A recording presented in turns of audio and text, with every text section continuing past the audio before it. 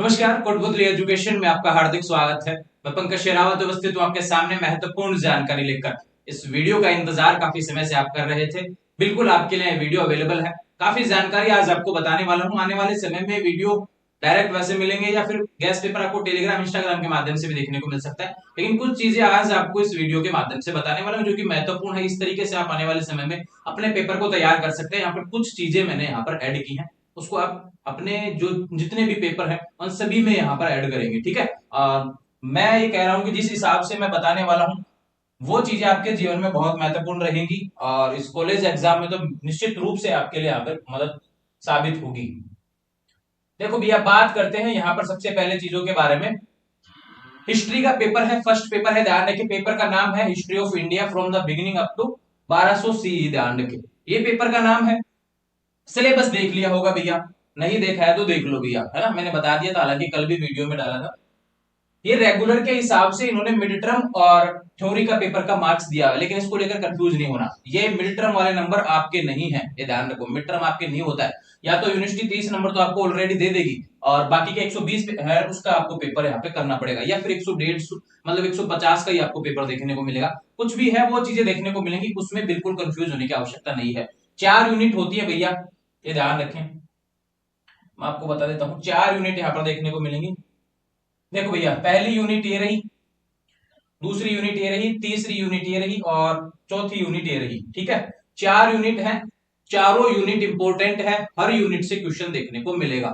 हर unit important है, मैं ये कह रहा हूं हर यूनिट इंपॉर्टेंट है, हर यूनिट से क्वेश्चन आएगा, इसलिए कह रहा हूं भैया।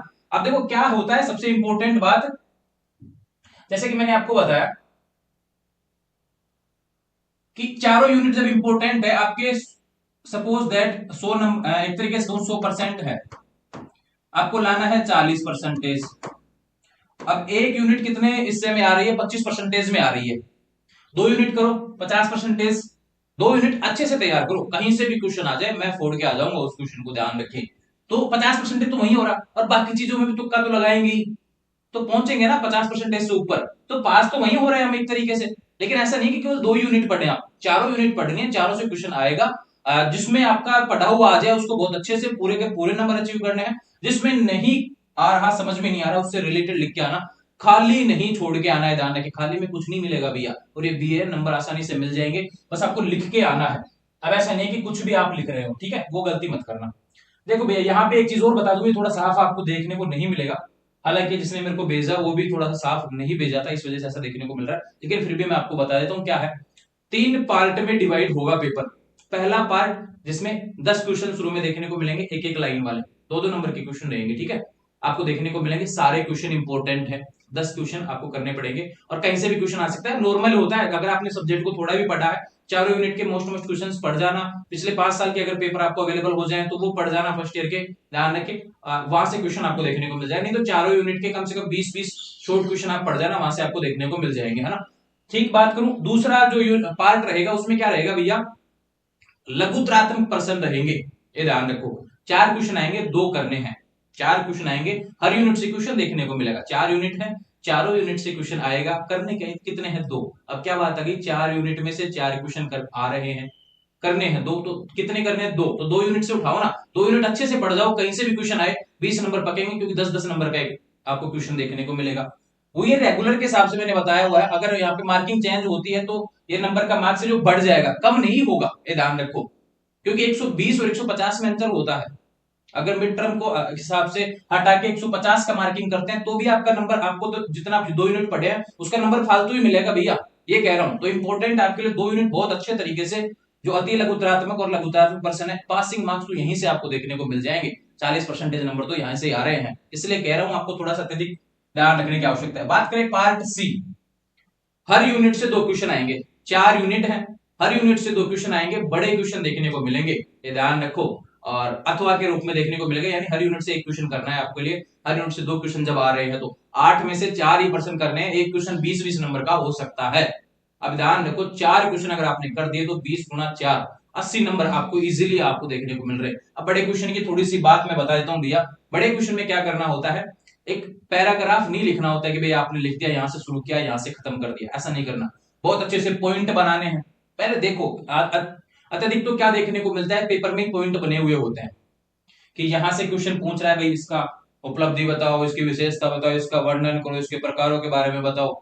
इस तरीके से बता दो, एक बार उपलब्धि लिख दो पॉइंट, एक बार विशेषता बता दो, उससे पहले प्रस्तावना कि भाई क्या है मैटर, क्या है जिसके बारे में हम बात करने वाले हैं। तो वो सारी चीजें उसमें इंक्लूड होती है क्वेश्चन में भी। अगर नहीं है तो भी आपको पॉइंट बनाना आना चाहिए। अब अंतिम समय बचा हुआ है, 2-2 दिन पहले आपको गैस पेपर देखने को मिलेंगे। 2 दिन में आपको विशेष रूप से क्या करना है, जब तक गैस पेपर अवेलेबल ना हो, जो आपके जो मोस्ट क्वेश्चन सीरीज में अवेलेबल होते हैं उनके जो पॉइंट बना बना के पेज पे लिख लिया करो और याद किया करो उनको। पेज को नहीं लेके जाना, आपको याद करने हैं वो कि भाई हाँ मुझे इतने पॉइंट, अगर ये क्वेश्चन ऐसा आता है तो उसके पॉइंट में लिखाऊंगा। और एग्जामिनर यही देखता है, पूरी कॉपी चेक नहीं होगी। पॉइंट आपको समझ में आ गया तो उसमें थोड़ा बहुत टेढ़ा मेढ़ा आप लिख सकते हैं, कोई दिक्कत नहीं है, लेकिन आपको वो चीजें ध्यान होनी चाहिए।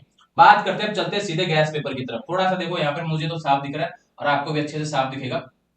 पहला क्वेश्चन यहाँ पर देखो, मैंने क्वेश्चंस की बात करूं तो लगभग 30-32 क्वेश्चन आपको सीरीज में देखने को मिले फर्स्ट पेपर में। उसमें से मैंने लगभग 11-12 क्वेश्चन आपको देखने को मिल रहे हैं। हालांकि मैंने थोड़ा सा 12 की बात करूं उसमें 15 क्वेश्चन ऐड कर दिए, क्योंकि मैंने कहा सेमेस्टर में पिछले प्रीवियस अवेलेबल नहीं था पेपर, इस वजह से यहाँ पर मैंने क्वेश्चन ज्यादा लिखे कि आपको बस मिल जाए जो बताया जा रहा है ना। लेकिन खुद से भी पढ़ाई करनी है भैया। और हिस्ट्री में कभी भी क्वेश्चन एग्जैक्ट नहीं आता है जो आपसे पूछा गया सीरीज में, ऐसे लिखी हुई लाइन भैया वो ही आ जाए, ऐसा नहीं होता है। ठीक है, इंपोर्टेंट है आपके लिए उस यूनिट को पढ़ना, यूनिट से कहीं से क्वेश्चन आ जाएगा आप कर जाएंगे। इसलिए मैं कह रहा हूं केवल सीरीज के भरोसे उस हिसाब से ना बैठे कि भाई क्वेश्चन एग्जैक्ट मिलेगा, थोड़ा सा बीच में भी पढ़ने का कोशिश करें, पॉइंटों को पढ़ने का कोशिश करें। पहला क्वेश्चन लिख लीजिए भैया, इंपोर्टेंट है आपके लिए। ठीक है, प्राचीन भारतीय इतिहास से संबंधित पुरातात्विक व साहित्यिक स्रोतों का विवेचन करो। पहला क्वेश्चन है हड़प्पा सभ्यता के बारे में विस्तार से बताइए। हड़प्पा से क्वेश्चन रेगुलर वालों के आ चुका था, लेकिन फिर भी यहाँ पे और दूसरा तो कुछ है नहीं इसमें, तो हड़प्पा से क्वेश्चन आ सकता है। बात करूं, पहला क्वेश्चन हमेशा इंपोर्टेंट होता है, पुरातात्विक या साहित्य के स्रोत में से कोई एक पूछ सकेगा। ठीक है, बड़े क्वेश्चन नहीं आएगा तो शॉर्ट में पूछ सकता है। बात करूं महाजनपद में रेगुलर का क्वेश्चन आ गया था, रेगुलर वालों के इसका क्वेश्चन आया था, लेकिन आपको फिर भी पढ़ना है भैया। ठीक है, जैन धर्म में बौद्ध धर्म की शिक्षाओं की विवेचना, बौद्ध धर्म का क्वेश्चन आ गया था, इंपोर्टेंट है जैन धर्म, लेकिन दोनों को आपको पढ़ के जाना। ठीक है, एक क्वेश्चन है जिसमें मैंने 3-4 क्वेश्चन थे उसको एक ही सम्मिलित रूप में एक ही क्वेश्चन बनाया है। देखो यहां से छोटा क्वेश्चन भी आएगा और बड़ा क्वेश्चन भी आएगा। शुंग, शक, कुषाण में 7 वाहन कौन थे? पहले तो इनके बारे में जानो कि चारों कौन थे। ठीक है, हिस्ट्री ले रखा है सब्जेक्ट आपने, तो आपको पता होना चाहिए चारों कौन थे। फिर इनकी उपलब्धियां क्या रही, राजनीतिक और सांस्कृतिक उपलब्धियां क्या रही, इसके बारे में आपको पता होना चाहिए। पल्लव, चोल व चालुक्य कालीन स्थापत्य कला का वर्णन करो। अब देखो रेगुलर वालों के क्वेश्चन कौन सा आया था, चोल व चालुक्य कालीन स्थापत्य कला का क्वेश्चन आ गया था।